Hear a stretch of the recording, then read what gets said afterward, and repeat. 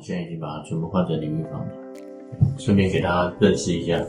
这一套的淋浴系统，叫做分离式的淋浴系统，就是这里有一个专门的水阀，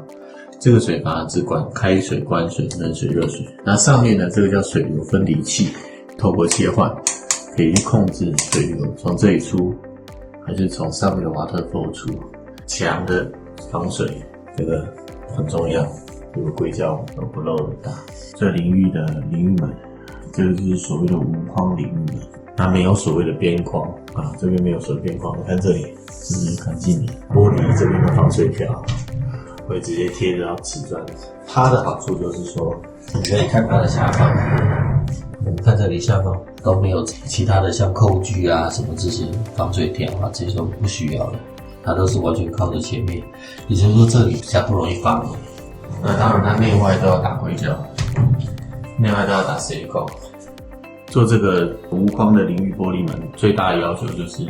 我们这一条的砖一定要是垂直的。在加拿大这边啊，这个墙面啊，之后它会不平，这个墙面其实是往后倒的，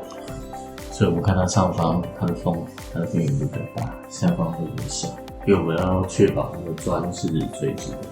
这里的止水才不会有问题。如果这边这一块的瓷砖做不好，淋浴玻璃门就会漏水，那这边也是一样，都要直。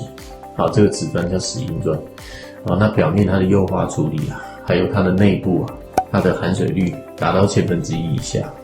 也就是说它是绝对不透水的。这个是2尺乘2尺方形的大砖，所以它整体缝缝就少。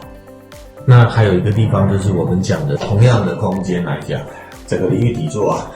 淋浴底座上方可以站到边缘，前面到底，后面到底，这边都不会有任何的阻挡。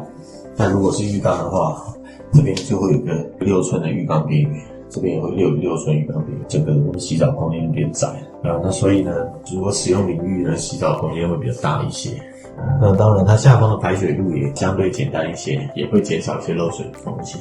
这间淋浴房我们就完工了，大家帮我们点个赞吧。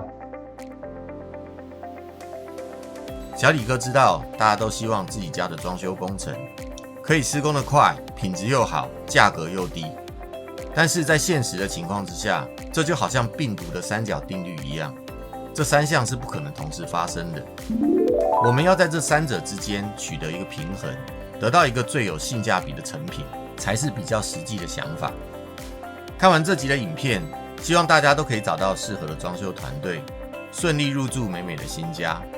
最后麻烦您帮这集的影片点个赞，并且分享给您的好朋友。祝您平安喜乐，我们下一集影片再见喽，拜拜。